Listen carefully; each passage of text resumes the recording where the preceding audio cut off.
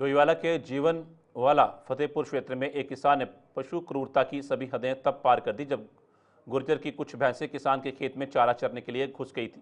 तो खेत के मालिक किसान ने भैंस के ऊपर धारदार हथियार से हमला करते हुए उसे लहूलुहान कर दिया, जिससे भैंस के शरीर पर जख्म के साथ खून की धार बहने लगी। पीड़ित गुर्जर ने बताया कि उसके 2 बच्चे सुबह भैंसों को चराने के लिए जंगल में गए हुए थे, जिसमें से कुछ भैंस किसान के खेत में चारा चरने के लिए चली गई। किसान ने 2 भैंसों को तो पकड़कर बांध लिया, पर एक भैंस पर धारदार हथियार से इस तरह से हमला किया जिससे भैंस पूरी तरह से जख्मी हो गई। पीड़ित गुर्जर किसी तरह से भैंस को वहां से लेकर आया और डॉक्टर को बुलाकर उसका इलाज शुरू किया। अब पीड़ित गुर्जर ने पुलिस को तहरीर देकर आरोपी के खिलाफ सख्त से सख्त कार्रवाई करने की मांग की है। ये श्री फार्म से नीचे कोई जगीरी करके है, उनके लड़के हैं।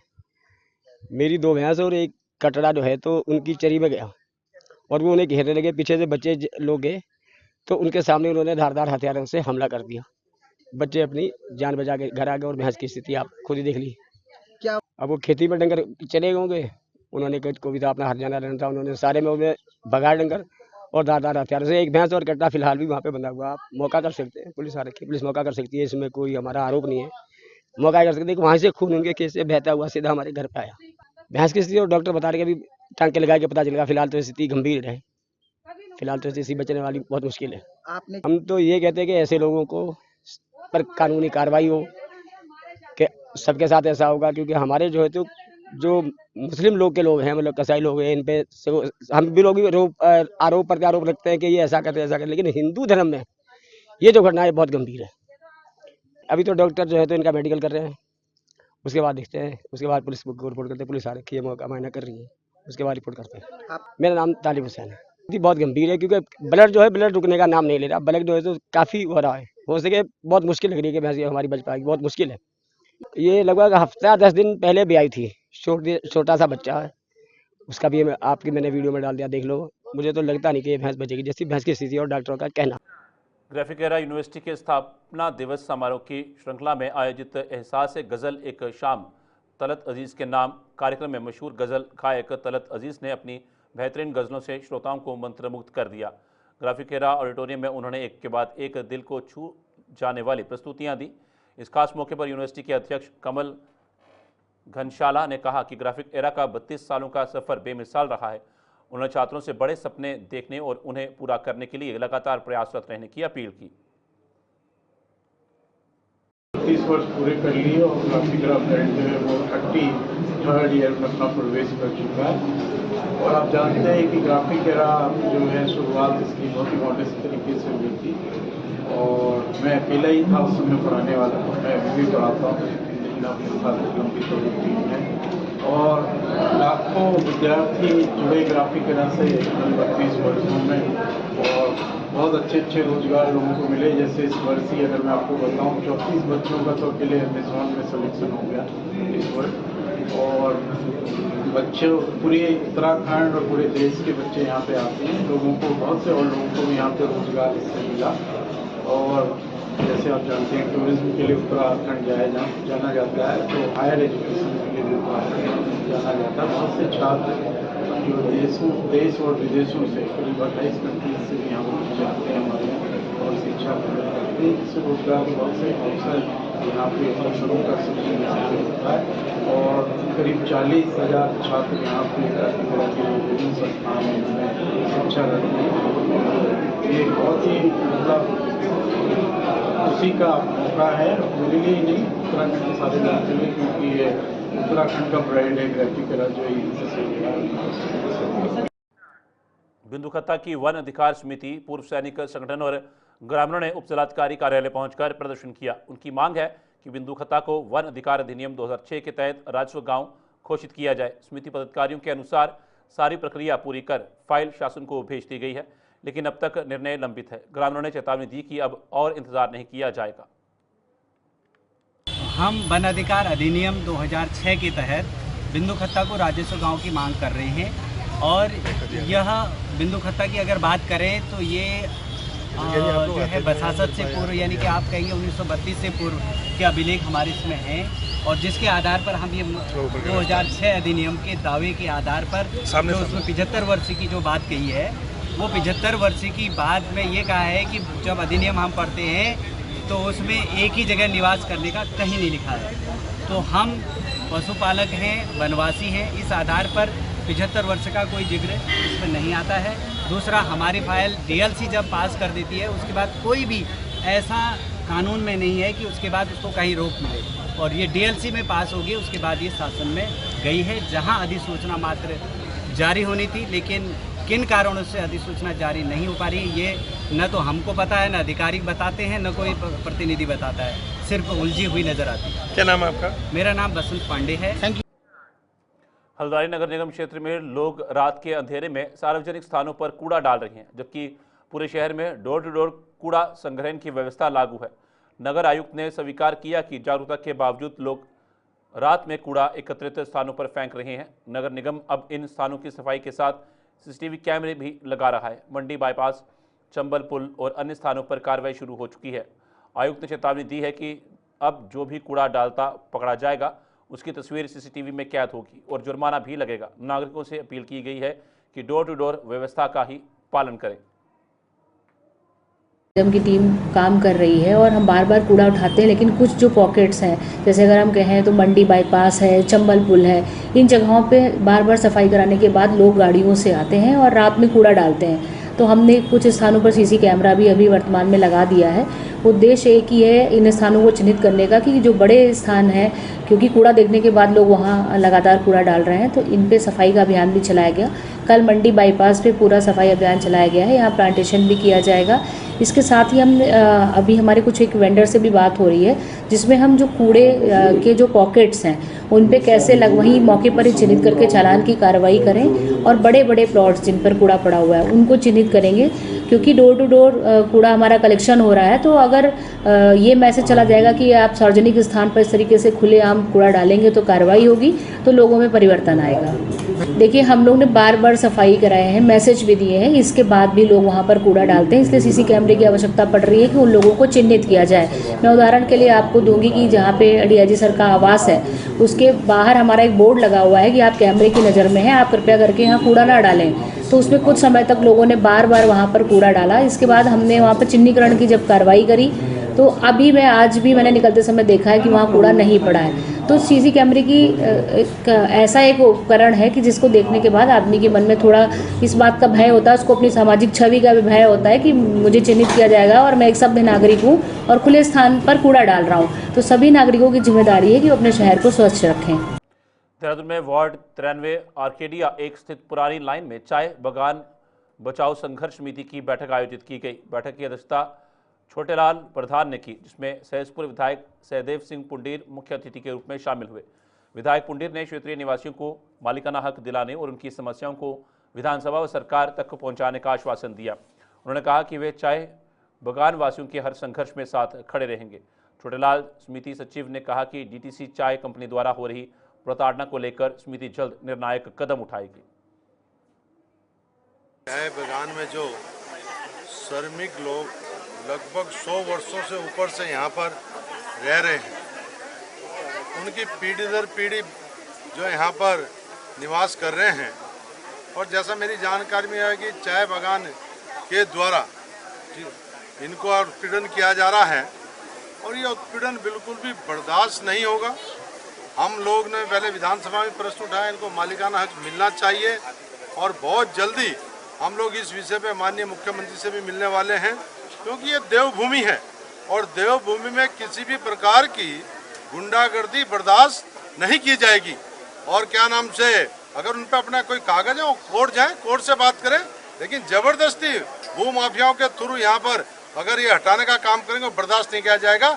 हम जो है चाय बागान वालों के साथ में हैं और बिल्कुल इनके साथ में 24 घंटे इनका साथ हम लोग देंगे। लोरा पुलिस चौकी क्षेत्र के घादारोना गांव में 28 वर्षीय साहिब सिंह अपने गांव के एक युवक के साथ दवाई लेने बाइक पर गए थे, लेकिन देर रात तक लौटे नहीं। परिजनों की तलाश के बाद पुलिस ने गुमशुदगी की तहरीर पर मामला दर्ज किया। रविवार देर शाम युवक का शव सड़ी गली अवस्था में मोहम्मदपुर झाल से बरामद हुआ। सोमवार को परिजन व ग्रामीणों ने हत्या की आशंका जताते हुए पुलिस चौकी का घेराव किया। उन्होंने कहा कि शव का अंतिम संस्कार तब तक नहीं होगा जब तक हत्यारों को गिरफ्तार नहीं किया जाता। पुलिस ने जांच और कार्रवाई का आश्वासन दिया। शव पोस्टमार्टम के लिए भेजा गया। साहब सिंह नाम का लड़का है जी, हमारा भाई है, मौसी का लड़का। और ये 29 तारीख से लापता है। इसकी रिपोर्ट दर्ज कराई यहाँ पे। संगीत आदमियों के खिलाफ मुकदमा भी था, उनको प्रक्रिया भी चालू करवाई थी। उसके बावजूद भी अभी तक उसका कोई पता नहीं लगा था। रात लगभग 9-10 बजे के पास उसकी बॉडी मिली हमें, लगभग 10 दिन के बाद। उसके बावजूद भी पुलिस कोई उचित कार्रवाई नहीं कर पा रही है। हमारी तो इच्छा है कि सभी लोग गांव के हमारे साथ हैं और हमारी प्रक्रिया जो भी है ये अच्छे से हो, उसको न्याय मिले। और हमारी इच्छा है कि जितनी भी जल्दी हो सके मुजरिम जो भी हो उसको सजा मिले। क्या होगा ये हमारा अगला कदम ये है, अगर कार्रवाई नहीं होती है तो हम रोशनाबाद जाएं जिले पे या डीएम कार्यालय पहुंचे। हम उसका अंतिम संस्कार तब तक नहीं करेंगे तब तक हमें तसल्ली ना होगा। 29 अगस्त की बात है। 29 अगस्त को ये गांव से 2 लड़के गए कहीं, और एक इनमें साहब सिंह है, धीर सिंह का लड़का, करीब 25 से 28 साल की उम्र के लगभग है उसकी। तो वे वहाँ कहीं दवाई के बहाने से गए हैं और जाकर के बाजू हेड़ी पुल पे वहाँ कोई शराब का ठेका है, उन्होंने वहाँ से मतलब दारू वारू का सेवन भी किया और वहाँ से वो लड़का गायब हो गया। उसके बाद में फिर वहाँ इनकी मोटरसाइकिल उठाते हुए भी कोई वहाँ मतलब आ रहा उस वीडियो में, लेकिन पुलिस वालों को आके बताया तो पुलिस वालों ने शुरुआत में तो आनाकानी की, और उसके बाद भी अगर पुलिस वालों को कहा गया तो तब जाकर उन्होंने अगला कदम उठाया। लगातार हमने प्रयास करा, सुबह शाम हम आते रहे, लेकिन कोई सुनवाई नहीं हुई हमारी किसी भी तरह, किसी भी प्रकार की। सारा सबूत जितना भी है हमें गांव में गए, गांव में इकट्ठा करते रहे, कड़ी से कड़ी जोड़ते रहे, जब जाकर हमें इतना सबूत मिला। नहीं तो हम कुछ नहीं मिला। यहाँ से सिर्फ ये एक होमगार्ड भेज देते हैं साथ में फॉर्मेलिटी के लिए, बाकी सब हमें करना पड़ता था। तुम ग्रामीण होगा जो शख्स है उन्हें सबको लाना चाहिए जो भी है, और अच्छे इनको इंसाफ मिलना चाहिए। नमस्कार, उत्तराखंड खास खबरें देख रहे हैं आप सब। मैं हूं आपके साथ साहिल केतनी। देहरादून से खबर है कि केंद्रीय गृह मंत्रालय की अंतर टीम सोमवार को देहरादून पहुंची।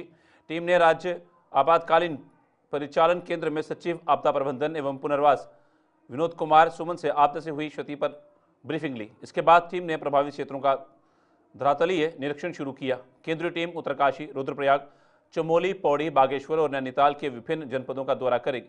टीम का नेतृत्व संयुक्त सचिव आर प्रसन्ना कर रहे हैं। साथ में 6 अन्य अधिकारी भी हैं, जिनमें अधीक्षण अभियंता, उप निदेशक और निदेशक शामिल हैं।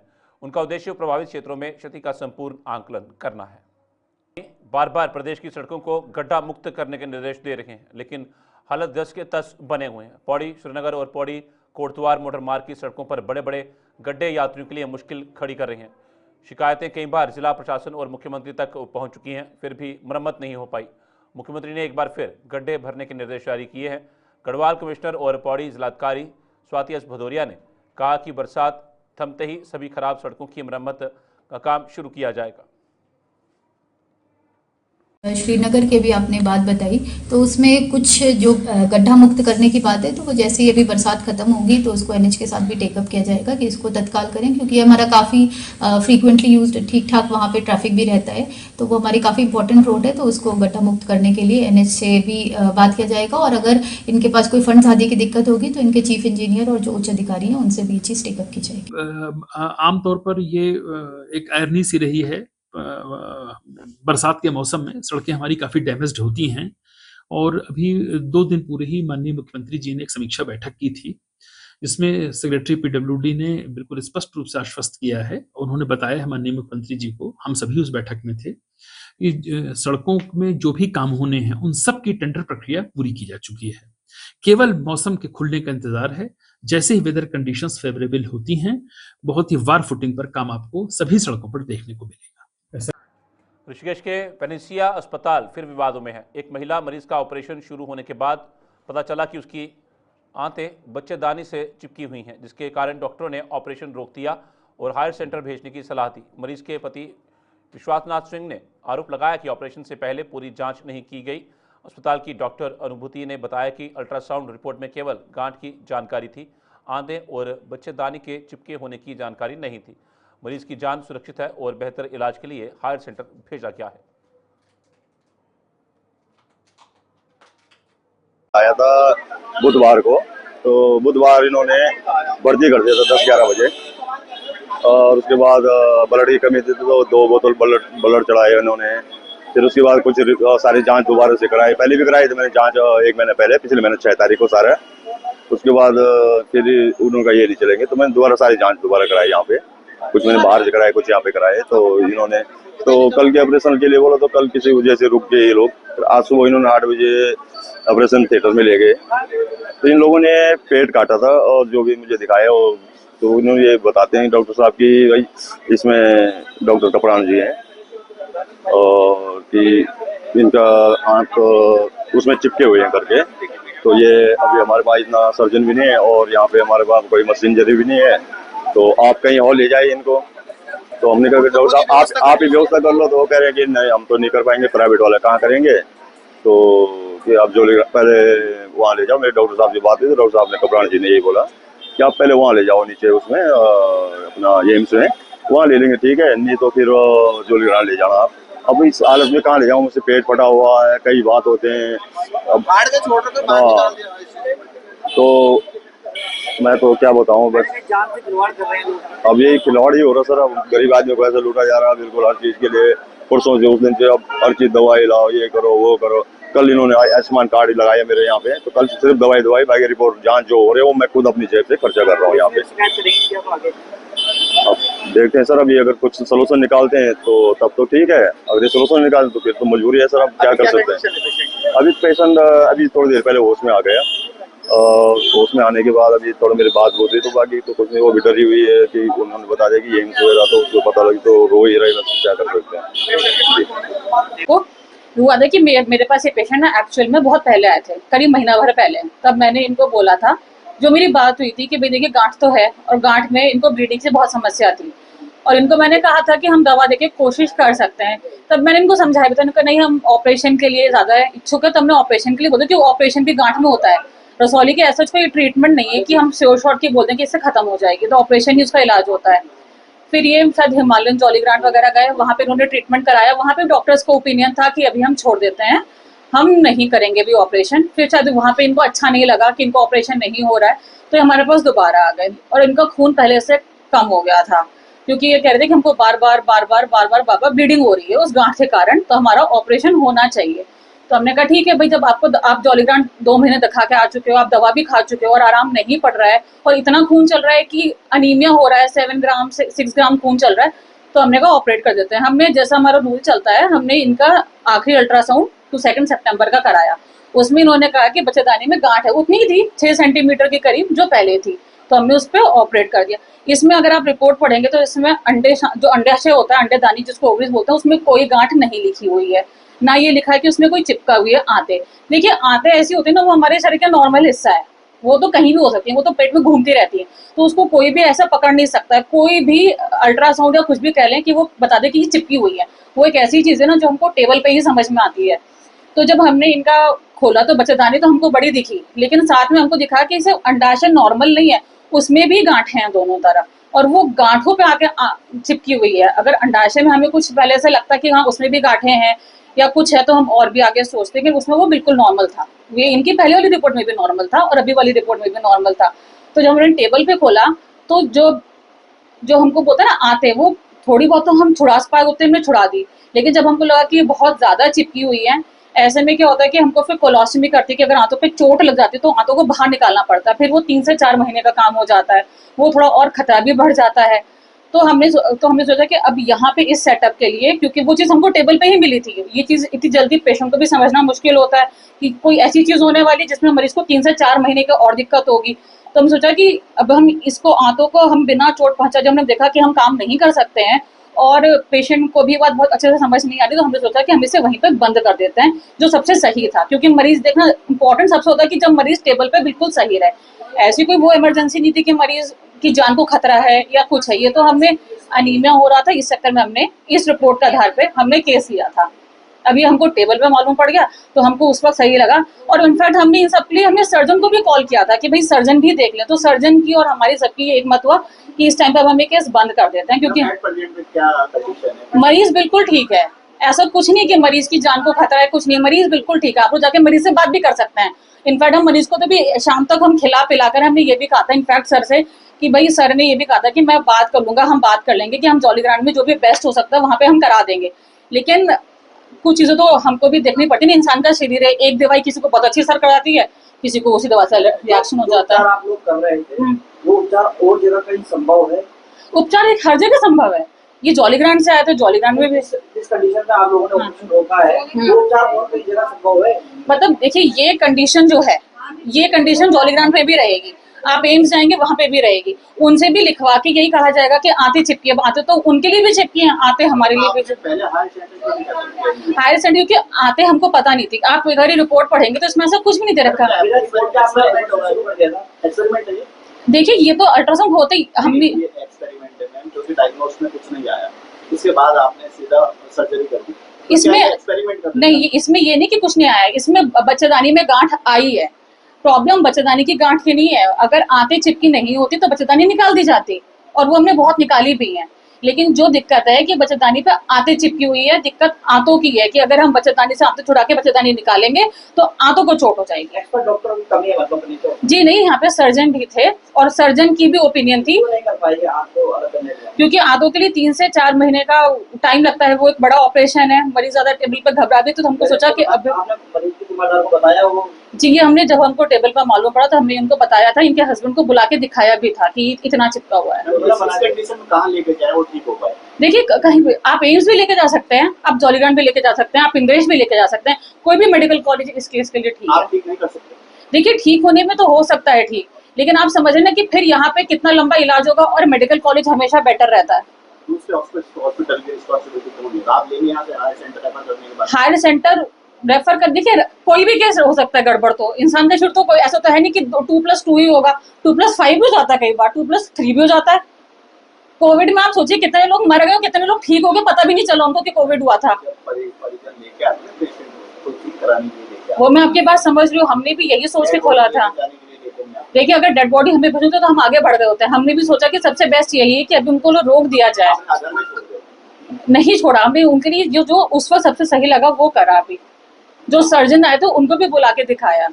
भीम आर्मी आज़ाद समाज पार्टी के जिला अध्यक्ष सत्येंद्र कुमार ने शहर में जश्न ईद मिलादुन नबी और जुलूस मोहम्मदी के सफल आयोजन पर सितारगंज की सभी कमेटियों को रॉयल कैरिज होटल में सम्मानित किया। उन्होंने शॉल और दीनी नक्श देकर कमेटियों के जिम्मेदारों को पुरस्कृत किया। सत्येंद्र कुमार ने बताया कि जुलूस मोहम्मदी में हज़ारों लोग शामिल हुए और शहर को सुंदर लाइटों से सजाया गया, फिर भी शांति बनी रही।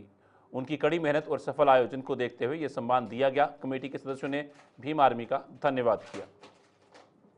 2-3 दिन पूर्व में ईद मिलादुल नबी का एक कार्यक्रम था, त्यौहार था, तो त्यौहार में जो मुस्लिम भाइयों ने सितारगंज को सजाने का, खूबसूरत सितारगंज को सितारा बनाने का जो कार्य किया था, उसी में उसके एवज में हम लोगों ने जो इंतजामिया कमेटी थी उन तमाम इंतजामिया कमेटी को सम्मानित करने का कार्य भीम आर्मी आज़ाद समाज पार्टी के लोगों ने किया है। और आज हमने अपने तरीके से हमारे जो भी मेंबरान और पदाधिकारी और जो भी सदर थे उन सदरों को सम्मानित करने का कार्य हम लोगों ने किया है। और जब चूँकि पिछले वर्ष भी हम लोगों ने, जब हमारे संज्ञान में था, जब मैं पदाधिकारी यहाँ का बनाया गया था, तब मैंने अपने होते हुए मैंने सम्मान देने का कार्य किया था। और जब हम यहाँ रहेंगे, हम अपने लोगों का मान सम्मान, चाहे किसी भी धर्म वर्ग का हो, उसका सम्मान बराबर करने का कार्य। मैं बहुत सत्येंद्र भाई का, इन्होंने सम्मान किया, हमें सबको इकट्ठा करके और एक संदेश दिया कि यहाँ हिंदू मुस्लिम सिख ईसाई जो चल रहा है उनमें सब में भाईचारा रहे। और बहुत बहुत शुक्रिया, मैं तहे दिल से शुक्रिया अदा करना चाहता हूँ कि आपने हमें सम्मान दिया, बहुत बहुत शुक्रिया। पछादून क्षेत्र में मानसून के दौरान नदियों से अवैध खनन का खेल थमने का नाम नहीं ले रहा। सामाजिक कार्यकर्ता भरत चौहान के अनुसार डाकपत्थर बैराज डैम के आसपास रोजाना दर्जनों वाहन खनन करते पकड़े जा सकते हैं, जिससे स्थानीय लोग परेशान हैं। विभाग की लापरवाही के बीच आज सुबह सोशल मीडिया पर वायरल तस्वीरों के बाद कोतवाली पुलिस अंबाड़ी यमुना घाट मौके पर पहुंची और 4 अवैध उपखनिज भरे ट्रैक्टर ट्रॉलियों को बरामद कर सीज कर दिया। पुलिस ने कहा कि उपखनिज भंडारण के स्थानों की जानकारी जुटाकर आगे कार्रवाई की जाएगी। ये बड़ा दुर्भाग्य का विषय है कि जब हम विकास नगर की बात करते हैं तो विकास नगर की, चाहे वो आसन नदी हो, चाहे वो यमुना नदी हो, चाहे वो टोंस नदी हो, सब जगह अवैध खनन बड़ी मात्रा में हो रहा है। और ऐसे समय में हो रहा है जब नदियों में खनन पूर्णतः वर्जित है, क्योंकि नदियों में पानी अत्यधिक है। जब आज सुबह मैंने देखा तो लगभग 8-9 ट्रैक्टर एक साथ भरे जा रहे थे, और वो भी मशीनों द्वारा भरे जा रहे थे। इस संबंध में मैंने विधिवत खनन अधिकारी से भी बात की है, सीओ विकास नगर से भी बात की है, परंतु उनका एक रटा जवाब रहता है कि पुलिस कहती है कि हमारे पास इतनी फोर्स नहीं है, खनन विभाग के लोग कहते हैं कि हमारा बहुत बड़ा क्षेत्र है। मुझे इस बात पे बड़ा कष्ट है कि सरकार के नाक के नीचे ये चोरी हो रही है, तो ये उचित नहीं है और ये खनन है कहीं ना कहीं रुकना चाहिए। और अवैध खनन के कारण जब बड़ी संख्या में इनके ट्रैक्टर निकलते हैं तो बहुत खतरे का जैसा एक संकेत रहता है, और जहाँ से ये खनन होता है वहाँ तो इतना शोरगुल होता है कि लोगों का वहाँ जीना दुभर हो रखा है। तो ऐसे में कहीं ना कहीं इस खनन पर कहीं ना कहीं प्रतिबंध लगना चाहिए। उत्तराखंड खास खबर में फिलहाल इतना ही। दीजिए इजाजत, नमस्कार।